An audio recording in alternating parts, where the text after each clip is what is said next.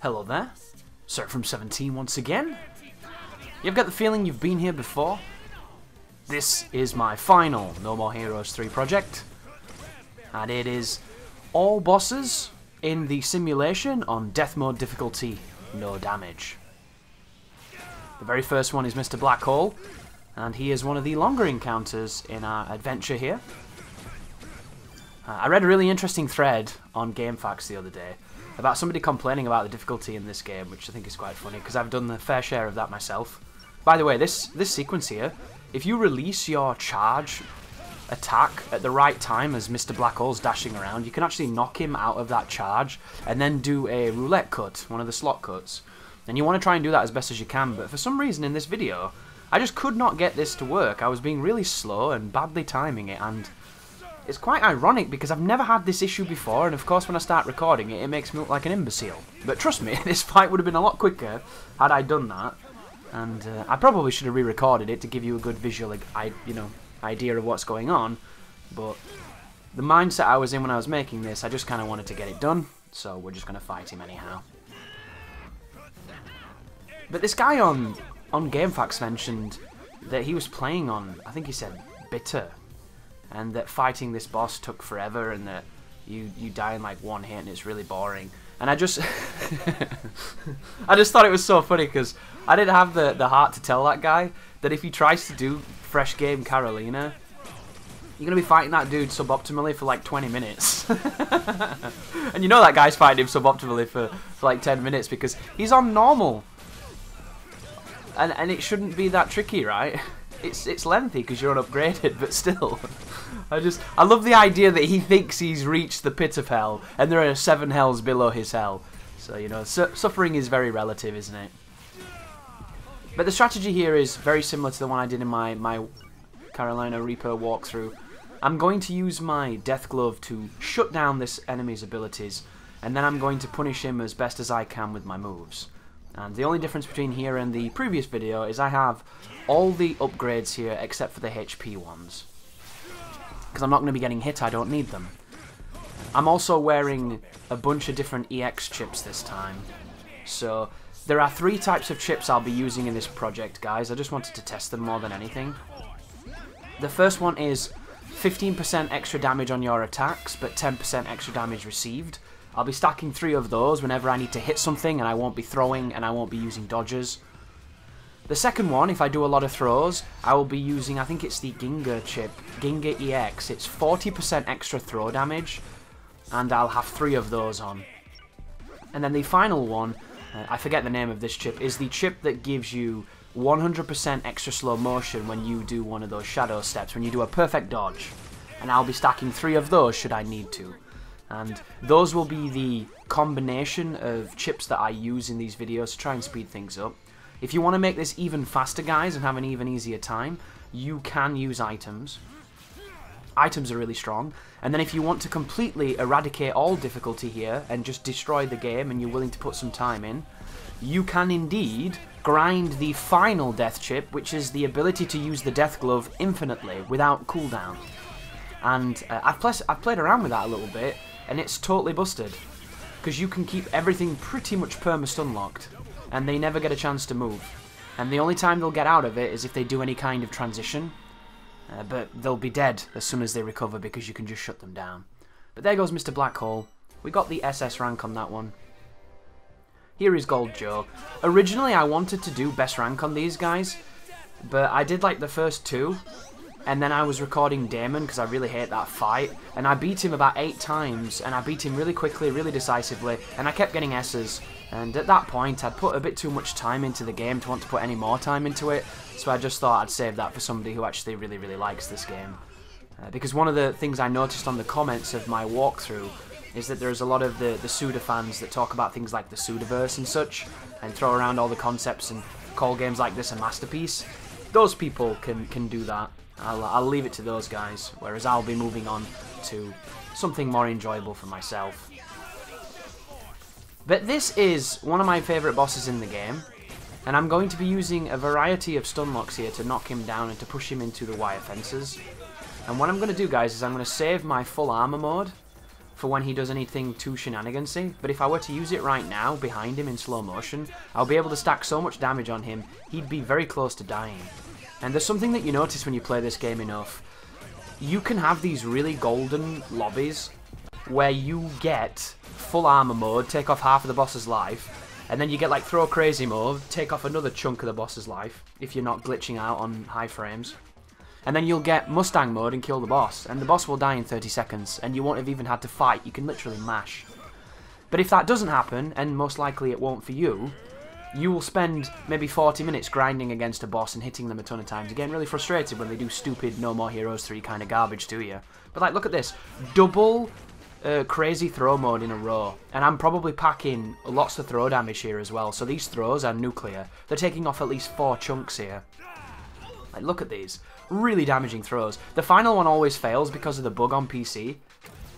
Because it takes too long for the game to like sync back up to get the throw, so that you never get it and it just cancels the animation. But we go into the full armor mode, and a couple of things to bear in mind here, guys. When you come out of full armor mode, you have to eat this cooldown animation where you sink to the ground and transform back, and you can't move and you can't die. You can't dodge or dash or do anything. And you'll instantly die on this difficulty because everything seems to kill you in one hit. But there goes Gold Joe. Really, really cool boss. He got absolutely demolished, and I only got an S because I'm terrible. And then we get Native Dancer. Who, Native Dancer is another one of those interesting fights in this game where if you control him and you control the knockdowns, you can pretty much shut down his transformations by just using the Death Glove. Problem is, if you do it at the wrong time, he gets an immunity to being interrupted. You have to do it before he goes into his like programming. And if you can do that, you won't have to fight multiples of this opponent. Not that it's a big deal that you do, because you can just use the dodge of whoever attacks you to then chain the Mustang into the actual boss. And I like this boss a lot. He's a bit too beefy, as everything is in this game, but he's fun to fight against, and he actually fights, and he's quite aggressive. But Mustang mode into stun, into throw, into battery recharge, and see where we can go from there.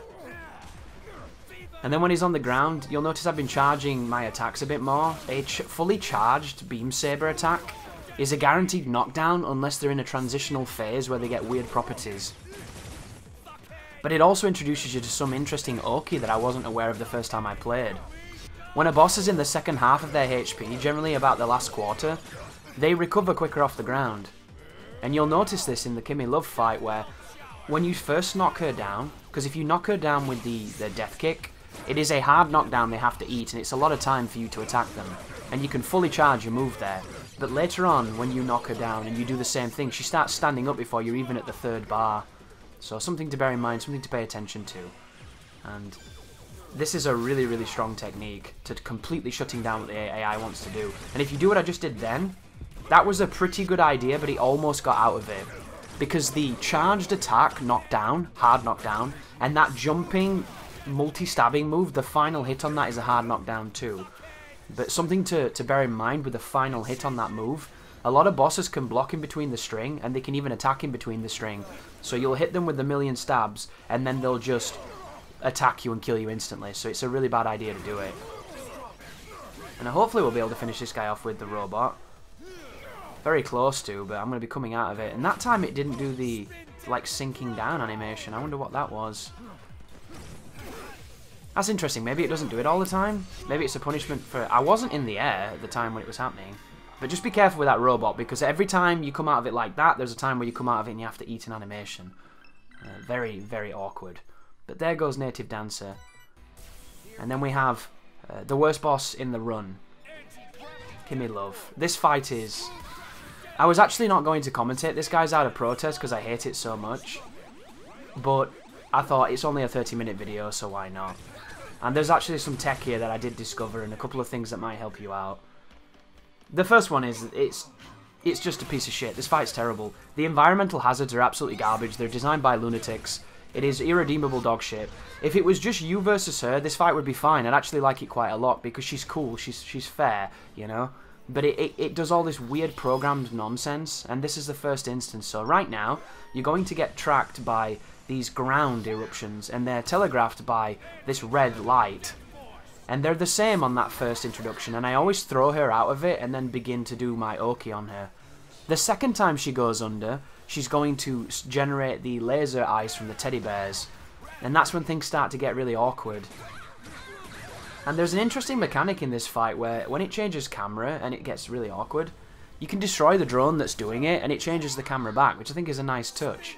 But it seems to get pissed off at you for doing this, so the second time it happens, it's like always flying above you and it never seems to land. But we get really lucky here to skip some of this phase by going into Mustang. Again, be very careful coming out of Mustang, because a lot of the times you will just get hit. And you see that then? That's when I said when the AI gets interesting properties when they transition. So the death kick didn't do anything to her because she was in that weird rotation. But for this particular phase, I like to bait this middle laser around this central pit, because it has hard time tracking you, and you never have to worry about it cutting you off.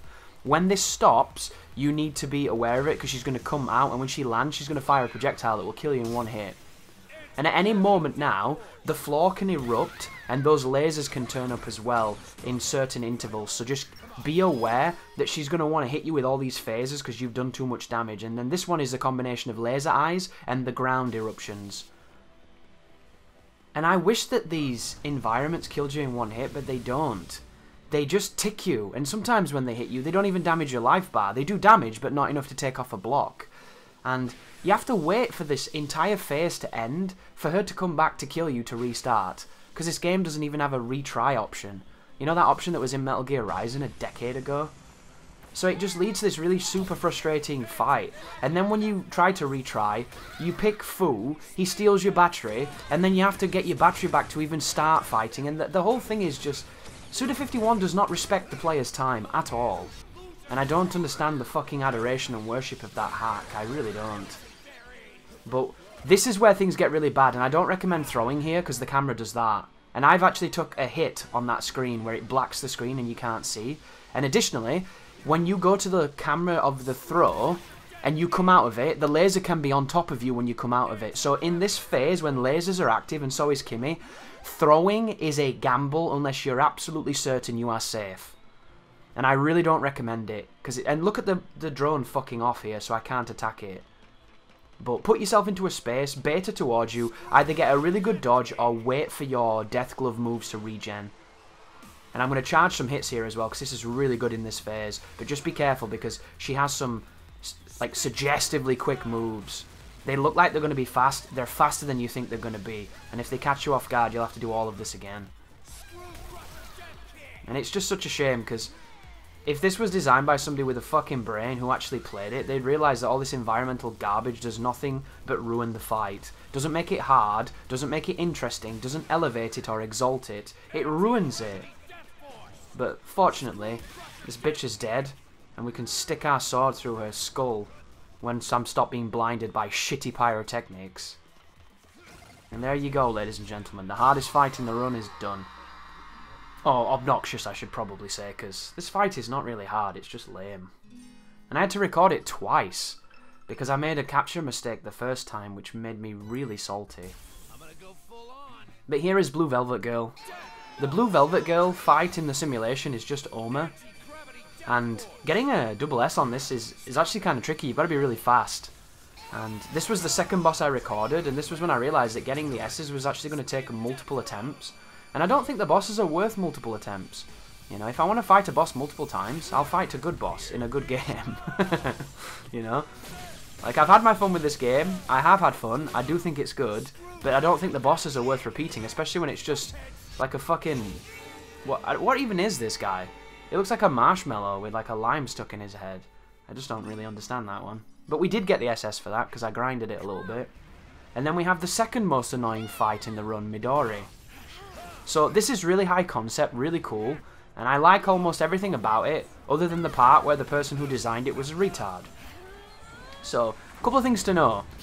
All of the fire on the ground is an environmental damage, and if you touch it, you will fail this challenge. And additionally, this boss has the ability to generate a shield around herself on recovery at any moment when you're attacking her, and it kills you instantly. So, once you get to halfway point in the fight, she will at any moment start recovering out of what you do, and if you're still attacking, you'll trade with her and die instantly.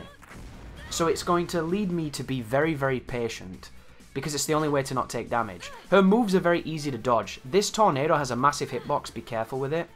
And if she does any wind move near any fire, she will turn it into a much more rangy fire attack. That's all you need to know. Everything else is really easy. For the ball, stand beneath her, she can't hit you. And then for everything else, dodge the move and get behind her and combo her. And all you're going to do is wait for the robot move to fire the missiles and wait for that tiger punch. And then everything else is going to be your combos. The Y combos are quite slow and you get about 3 of them. The X combos are quite fast, but they have noticeable recovery at the end. This is a 2-hit combo, you can punish her after this. And then that's the shield that she does. This is 3 hits and you can punish her after that.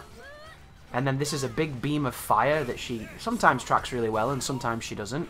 And that right there is me getting really close to being bummed by her aura, but it's a different type of aura, that one, thankfully. And of course, if you attack your way into fire, you will still take damage, so don't do that. This move can be simply jumped, and then afterwards you can punish, but be very careful now, because now's when she's going to start doing fucky things. So we've got the tornado again, and we've got our rocket back here, so we should be able to, when she teleports away, I'm going to fire a rocket at her, and I'm going to do the punch with the tiger. And I'm just going to focus on dodging here. So here is the tiger punch. This might knock down. If it doesn't, be careful. If it does, get 1 or 2 hits and get out. And then see what she does. So this is the big ball. And there she goes. She lands. There's her doing the direct one. I should fire at her. There we go. Fire the missile. Boom. Get destroyed. That stuns but does not knock down. She's stunned here, so if you attack her, you will get guaranteed combos. But once again, she can recover and you'll ruin all your progress. After this, she's vulnerable, but not for too long. And then this is just 2 slashes, and then you can punish this. I'm going to hit like 3 times and get out. Then she teleports again. This is going to be the triple balls. Wait for them to bounce, circle around them. And then we have to jump over this. And then it's just a case of do not overextend. You can do dashing attacks, as you saw just then. Sometimes they can be pretty useful, but I don't use them too much. And then she does this one again. I'm curious if this game has any chips that benefit the robot, because I was hoping there'd be some robot-specific chips, but I didn't find any. I was also hoping there'd be some roulette-specific chips and some like Mustang-specific chips and things like that. Maybe there is, but I put 50 hours into this game and I didn't really find any of them, even though I was doing side quests and everything. And then that's the end of Midori. That one's frustrating because it's easy to trade with the fire, but it's not a difficult fight. Of course, if you're struggling with it, guys, I don't mean to patronise you. Any fight can be difficult if you're having problems with it. And then we have Destroy Man. So, this one is kind of awkward. You can get really lucky on Destroy Man and get Mustang mode and get full armor mode and kill him before he does anything. Or you can get into these unusual situations where he does his laser moves and you get on the receiving end of some really awkward tracking. I don't actually remember how this fight went, but I nearly got Mustang mode then. But I've been playing No More Heroes 1 on stream, going through the game, and I've beaten the first 2 bosses on that game and played those levels with a fresh mind. And I'm kind of baffled as to why they simplified this game so much. Because the first game has mechanics in it that I find to be really fascinating and really interesting. And a lot of people who watched my previous project and were saying things like, you know, No More Heroes 1 has this and whatnot, No More Heroes 2 has that. Those people were absolutely spot on. And I had an idea that the first game had a couple more complicated concepts, but I just didn't realise just how much they stripped it back. And sometimes, simplicity can be really good, you know? Sometimes a reduction is what's needed. But I think in this case, it made the combat too simple. You know, they got rid of the weapons, they got rid of the wrestling moves, they got rid of the high-low mix-ups, they got rid of the guard break, they got rid of the punching. You know, they got rid of really, really cool stuff. And I don't know why. Like, even charging the blade in the first game, depending on how many enemies you hit, depends on how much battery it takes. And charge attacks in the first game, you don't have to buy them, you just have them. Like, there's a lot of stuff going on, and it seems really, really interesting. And admittedly, the first game's got really weird roulette stuff happening, and every so often the game goes like black and white, and you start teleporting around like a lunatic, and I have no idea what's happening. But I feel like the moment-to-moment combat in those dungeons that they removed as well was really interesting and really cool, and it's probably going to be my favourite part of the game. Oh, by the way, that move there, guys, the tracking on it's really mean, and there's a lot of AoEs. You can dodge it visually, but it's easier to just throw him out of the air. And then watch out for this, because this goes in like a cross formation. And then proceed to keep looping him on the ground. But I'm definitely going to be doing more with No More Heroes. I have a lot of things to record at the moment, and I've got a couple of passion projects I want to do. But the game I'm most excited for at the moment is Callisto Protocol. There's been a bunch of previews that they've recently released, and that game is looking phenomenal.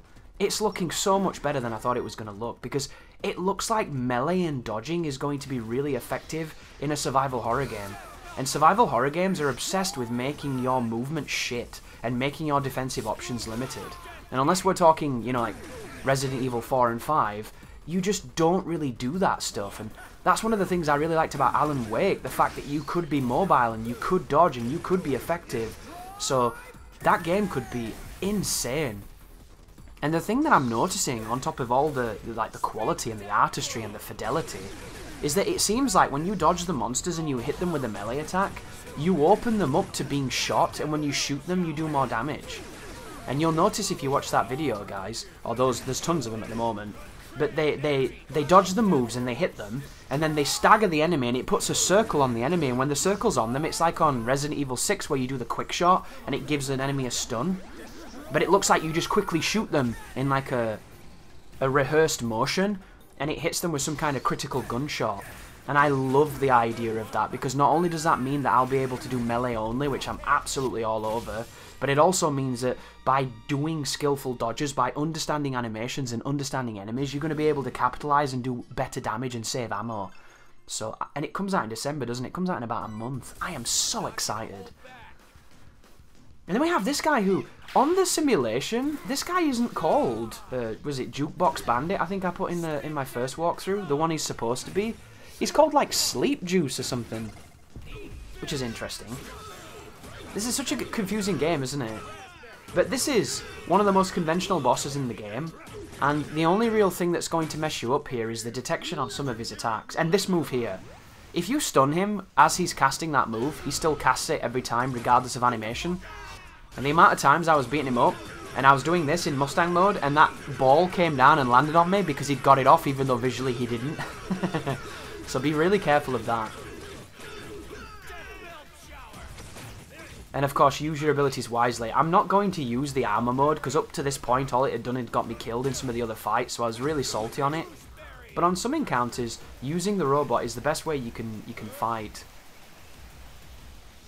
And it'd be really interesting to see what they do with the future of No More Heroes, won't it? Oh wow, double Mustang mode. You know this was a lucky run. I wish there was more skill to Mustang, because it looks so cool. And I really like it when you get it and you teleport between enemies. I think that looks amazing. It's one of my favourite things, that getting Mustang mode on one enemy and then just dancing between a bunch of them like you're doing Issens in Onimusha 3 and you're chaining them. Doing some kind of crazy, awesome... That was lucky right then. Whew! Really lucky. I almost made a huge mistake. But worth it.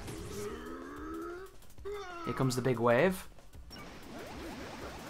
I also did some research into tension mode, guys, and you know, all you No More Heroes fellas and ladies, you know that in the bottom right, that mask is your tension gauge. I didn't know that when I was playing the game. I just thought it was like ugly fucking hood. And the more attacks you do consecutively, the more throws you do, the more you engage, the higher that goes, and the more you get hit, the more it reduces. So it's like a momentum meter.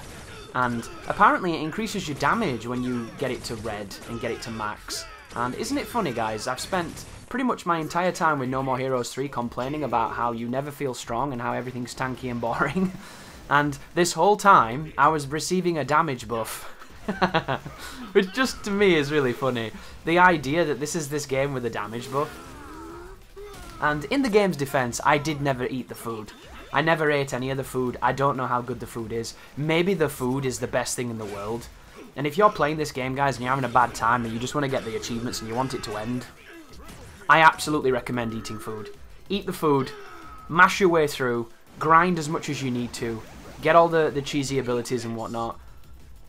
Because it's funny, isn't it? You know, the people who like the series and this game, those people want to play. They don't need an excuse to play. They're going to play anyway. The people who don't, are going to be tortured by a game that is laborious and tedious to an extent that I haven't encountered in a while. And somebody in the comments on the guide said something I think was really, really telling. He said, "This reminds me of back in the day when people tried to do Force Edge Dante Must Die fresh save." And I know exactly what he means, because I tried to do that. And that's when I appreciated just how little patience I have for smacking an enemy 6 million times and not winning. But in Devil May Cry, Force Edge was the weapon that you started with before you got the Alistair. And it's a cool sword, it's a famous sword, I love it dearly. But in that game it wasn't very strong. And because people love that game for obvious reasons, they played it a lot, and they wanted to come up with reasons to do so. So one of the challenge runs became using the Force Edge, and it is a very weak weapon. You have to fight for a very long time, and you need to know what you're doing. And this game feels like that without the fun. Because I love Devil May Cry 1, I think it's one of the greatest games ever made. I would handily always play with Force Edge over like fighting bosses that don't die. But we have Henry Cooldown, my favourite boss in the game. And I'm going to be taking him on big time here and doing some interesting things. I came up with so many cool strategies in this fight just by grinding it a little bit. And then on the recording, none of them were able to happen because I got Mustang mode and Robot mode. And I pretty much just embarrassed my brother. Look at that, double Mustang mode. Unbelievable. When it rains, it pours, doesn't it? Or as DSP said yesterday, when it rains and pours. Because that's the saying, isn't it? That's the axiom we all remember. But like, look at this. It's such a problematic feature, isn't it? A random variable that can just give you the win. Can you imagine if you were trying to speedrun this game and you wanted to be really competitive? Thanks, Deathkick, you fucking piece of shit. Can you imagine wanting to be competitive in a game where randomly you can go from a fight taking a minute or 2 minutes to taking 10 seconds, and it has nothing to do with you or how long you try to do it? It's just, oh, we gave you Mustang mode, oh, we gave you Mustang mode, oh, we gave you Robot mode, oh, we gave you Mustang mode, oh, you won. I think even the most dedicated and feverish speedrunner would go insane, right? This is awkward, isn't it? You know that awkward moment when you're trying to throw somebody on No More Heroes and for some reason they gave this game the Killer is Dead animation instead of the No More Heroes 1 animation, and all it did was fuck the PC version? What were they thinking? I don't really know what you're supposed to do to that move other than just kind of like block it and maybe dodge it visually. I've never had a problem with it because it's never really hit me, but I just kind of block it and hope, and that has worked so far. I'm going to kick him after this. There you go, you big slag. And watch chat. See him get up immediately? That's what I mentioned earlier, guys. And you know, it's like, did you see that? I forgot about that. That is a reference to Paladin Anderson from Hellsing. Did you see him? That was fucking cool. That made me smile when I saw that. And so for the people who were with me in my Dark Souls days, when I used to PvP a lot, like 10 years ago, if you remember a series that I did that was called Go With God, My Child, that series was inspired by the character that guy just imitated with his stance. Isn't it crazy how the world works, how those things kind of sync up? What a cool reference. That is my favourite fight by a large margin before he did that, and it's my favourite fight now, even more so. But now we have Fu, and the simulation is so merciful, guys, that you don't have to do the stupid second phase for Fu, you just have to do this phase. And I really like this fight. I understand this boss a ton, and I learnt a few things that you might not see in this video, so I'm going to have to tell you. So previously, when he gets into his final phase, I only ever saw one move. Technically, I saw 2 moves. But he has about 4. So he can throw the Spirit Bomb, he can do the undulating ripulets, and then he can do this where he elevates himself on his hair, and he starts chasing you with hair spikes, and he can also do this move where he does a weird jump, and when he comes down, you die instantly. So he's got a surprisingly interesting suite of moves if you don't beat the living piss out of him and lock him down. But the cool thing I figured out is when he does the Spirit Bomb, if you do the Death Push, you can throw it back at him. So both the Spirit Bomb and his aura can be completely circumvented with Death Glove moves. And the Death Glove, especially the Death Push in this fight, is completely worthless because he hard counters it. However, in that phase he can't do it. So it's a really, really cool thing to see, and it reminds me of Dragon Ball Z, which is always a good thing. But I'm going to throw the shit out of this guy because I think I've got my throw chips on. No, only 2... Oh, maybe he's just got so much life. Who knows? It's interesting, isn't it? I don't really know how the chips stack. Because 3 instances of 40%, if they all stack, is a lot. And when I throw people with 3 chips on, I do 999. I do 1,000 damage with the throw. And it makes me wonder if the damage is capping out or if that's just the numbers capping out, the damage does more. Are we going to do it? There you go, see that? And it's an instant stun as well. Instant stun, 300 damage. How cool is that? This is a really good fight, this one. It still has shit in it, and I could complain about it for at least 25 minutes, but I'm not going to. See, just then, that was shit. Him getting his random fucking armor for no reason and cock-blocking my Mustang, absolute garbage. But when it's not being shit, it's actually being quite good. And I think that this is the direction that they need to move in. They need to move in a direction of a more coherent, more cohesive design.